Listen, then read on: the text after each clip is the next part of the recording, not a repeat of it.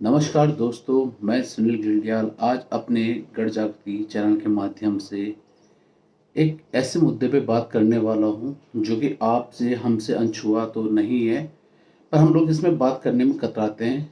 विशेषता वो लोग जो सवर्ण समाज यानी कि जनरल कास्ट से आते हैं, और वो इसलिए कतराते हैं क्योंकि डर लगता है कि कहीं कोई उन पे झूठा इल्ज़ाम ना लगा दे कि इसने मुझे जाति सूचक शब्द बोले हैं, इसने मेरी जाति को गाली दी है। और होता रहा होगा कभी ये सब कुछ, पर आज के समय में मुझे ऐसा लगता नहीं है कि आज के समय में हर इंसान इतना शिक्षित है, सुयोग्य है, इतना समझदार है कि वो इन इन सब्जेक्टों पे डिस्कशन ही नहीं करना चाहता है।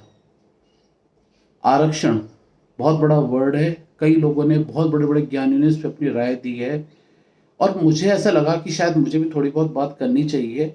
एक सामाजिक इंसान होने के नाते, एक सोशल पर्सन होने के नाते मुझे इस टॉपिक पे बात करनी चाहिए कि वाकई ही शोषण क्या उन लोगों का होता है जो SC ST कास्ट से आते हैं? होता होगा भाई, मेरे नॉलेज में तो आज तक कभी ऐसा हुआ नहीं, क्योंकि मेरी इतनी एज में और मेरे इतने प्रोफेशन में मैं शूटिंग वगैरह करता हूँ, और गढ़वाली गाने और फिल्में वगैरह बनाता रहता हूँ, फिल्म मेकर हूँ, डायरेक्टर हूँ। तो मुझे तो कभी ऐसा महसूस हुआ नहीं, जबकि हमारे साथ या स्पेशली मेरे साथ काम करने वाले 80 या 90% जो दोस्त हैं, मेरे सहयोगी हैं, मित्र हैं, वो SC ST कास्ट से बिलोंग करते हैं, और मैं खुद ब्राह्मण समाज से हूँ। तो पर हमने तो कभी ऐसा देखा नहीं, ना कभी सुना है, और वो लोग भी नहीं करते, क्योंकि हम इंसान है सबसे पहले, और उसके बाद फिर हम कलाकार हैं। जात तो एक अलग चीज हो गई, उस पर हमारा कोई बस नहीं है, ना आपका ना मेरा, कि हम किस परिवार में, किस समाज में, किस कास्ट में पैदा होते हैं। हमने ये नहीं कहा कि हम सवर्ण, भगवान साहब ने ये नहीं कहा कि आप हमें सवर्ण समाज यानी कि जनरल कास्ट में पैदा करें, या उन्होंने ये नहीं कहा कि उन्हें किसी SC ST कास्ट में पैदा किया जाए।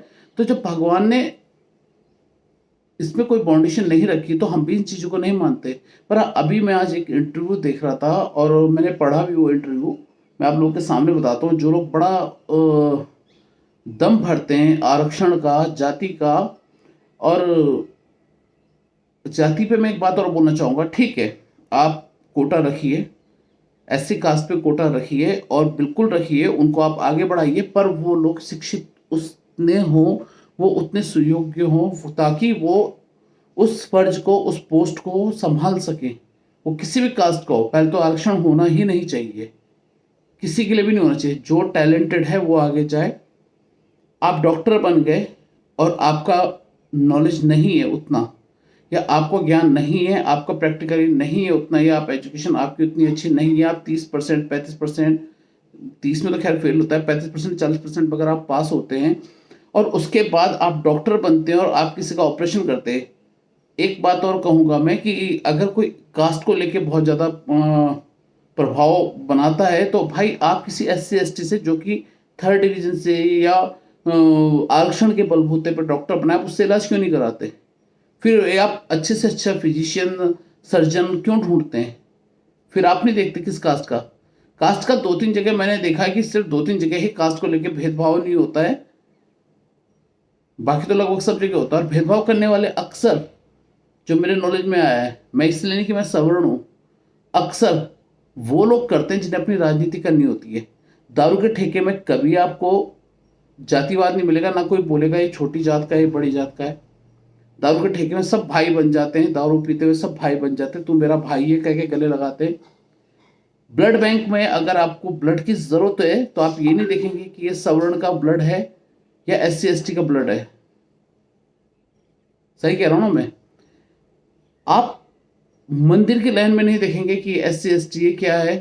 ठीक है, आप त्योहारों पे नहीं देखते, पर ये कुछ चीजें जो आरक्षण के बेस में जो घोला मिला है, मुझे ये नहीं पता, क्योंकि जब से मैंने जन्म लिया या जो मेरे घर का माहौल रहा है, वहां तो कभी ऐसे नहीं रहा कि अरे ये SC ST है। मेरे दोस्त ऐसे हैं, हम जो शूटिंग लाइन में हम लोग काम करते हैं, कई बार हम एक ही थाली में, कई बार पहाड़ों में ऐसी जगह करते हैं, एक ही थाली में हम सगे भाई नहीं खाते होंगे, एक थाली में हम लोग एक थाली में मिलजुल के खाते हैं।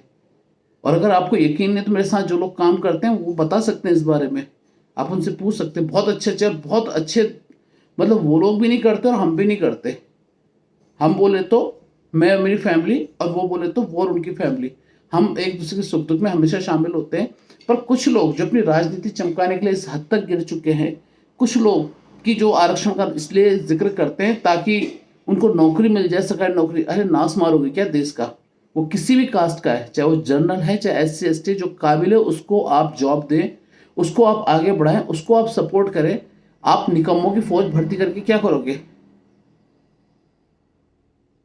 अगर ऐसा है तो आरक्षण वाले को सबसे आगे, फौज में जब आर्मी में लड़ाई होती है सबसे आगे आरक्षण वाले लगेंगे, दूसरे पे OBC वाले लगेंगे, तीसरे पे फिर लगेंगे जनरल कास्ट वाले। वहां पे आरक्षण नहीं चाहिए? हद है यार। तो मैं एक नेता है, नगीना सांसद हैं चंद्रशेखर रावण। हद है चंद्रशेखर रावण जी, आपकी सोच के लिए इतनी गिरी हुई सोच, इतना घटियापन। आप अपने स्वार्थ के लिए किस हद तक जा सकते हैं, मैं सोच भी नहीं सकता था। आपके बगल कोटद्वार से मैं बोल रहा हूं और मैं आपके तथ्यों पे बोल रहा हूं। आपको एक शुभांकर मिश्रा जी हैं, आपने देखा भी होगा शायद, उनका पॉडकास्ट बहुत अच्छी वो करते हैं, वो निष्पक्ष पत्रकारिता करते हैं, निष्पक्ष बातें रखते हैं। और उन्होंने कहा, मैं उनका यहाँ पे पत्रकार कह के संबोधित करूंगा, क्योंकि बार बार अगर शुभांकर मिश्रा बोलूंगा तो फिर कहीं इस पर भी बात ना उठ जाए कि अरे यार आप तो जनरल कास्ट वाले हो, आप तो। मैं एक आम पत्रकार की भाषा, या आप उनकी जगह खुद को रख के, चाहे आप किसी भी कास्ट से आते हो, आप ये बात रखिएगा। मैं पढ़ता हूँ, पत्रकार बोलते हैं आप किस धर्म से हैं, तो चंद्रशेखर बोलते हैं मैं इंसान हूं, सभी धर्मों को मानता हूँ। बहुत अच्छी बात, काबिले तारीफ। ये उनका बनावटी आंसर था, ये मैं आगे प्रूव करूंगा कि उनका बनावटी आंसर ये क्यों था। फिर आती है अगली बात, पत्रकार जी फिर बोलते हैं इंसान हो तब भी तो किसी धर्म से आते होंगे, हिंदू मुस्लिम सिख ईसाई। चंद्रशेखर जी बोलते हैं हाँ कुछ भी कह सकते हो, मेरी जाति वैसे चमार है। पत्रकार बोलते हैं लेकिन आप हो तो हिंदू ही ना। चंद्रशेखर जी बोलते हैं यही कह सकते हो। पत्रकार कहते हैं आखिर आपको हिंदू धर्म और हिंदुत्व से इतनी नफरत क्यों है और किस कारण से है? चंद्रशेखर जी बोलते हैं हमारा शोषण हुआ है ब्राह्मणवादी इस व्यवस्था के कारण। अगर आपका शोषण हुआ है तो आज आप इतने बड़े तबके पे हैं, आप सांसद हैं। शोषित आदमी क्या सांसद बन सकता है? चलिए एग्री, उनकी बात से शोषण हुआ होगा, हमें तो पता नहीं है, पर शायद उनके साथ हुआ होगा, विशेषता उनके साथ हुआ होगा। पत्रकार बोलते हैं लेकिन इसके बावजूद भी आपके परिवार में सब कुछ हिंदू धर्म से ही जुड़ा है, क्या आपके बाप दादा परदादा का भी शोषण हुआ था कि नहीं हुआ था? तो चंद्रशेखर जी बोलते हैं निकाली होगी गंगा किसी महादेव की जटाओं से, लाए होंगे भागीरथी उसे धरती पर, लेकिन हमें पानी पीने का अधिकार बाबा साहब ने दिलवाया। पत्रकार बोलता है तो मैं जानना चाहता हूं कि आपके बाप दादा परदादाओं ने पानी कैसे पिया, अर्थात वह बिना पानी के जिंदा कैसे रहे?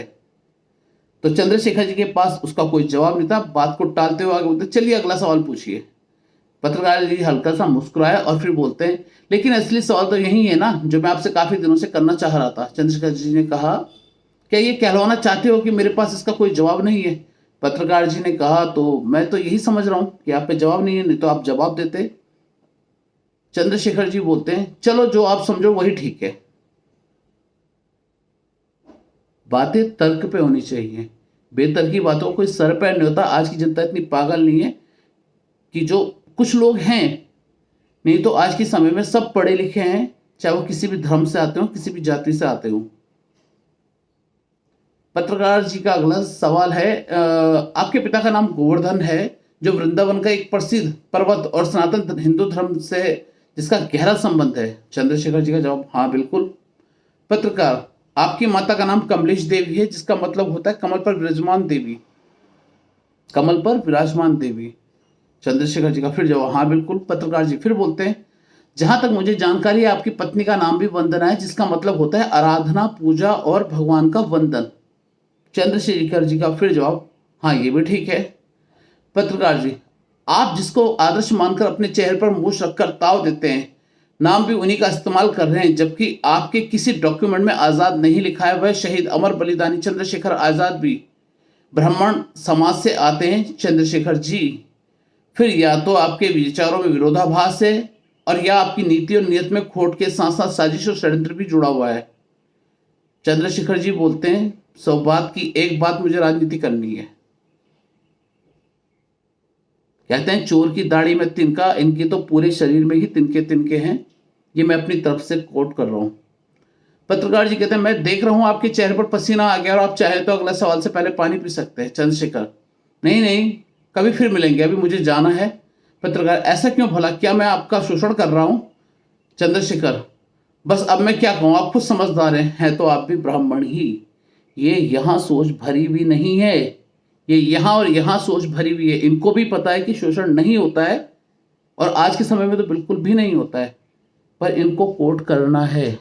इनको एक प्रॉपर समाज को, ये ब्राह्मणों को गाली दे सकते हैं, ये ब्राह्मणों के लिए गलत सलत बोल सकते हैं, ये ब्राह्मणों के लिए बोल सकते हैं कि अरे हम अगर तुम्हें ना बुलाएं तो हमारे मरे हुए तुम्हारे को खाना तक नसीब नहीं होगा, तुम्हारा परिवार भूखा मर जाएगा, हम हैं जो तुम्हें पूछते हैं, नहीं तो तुम ब्राह्मण तो दर दर के भिखारी हो।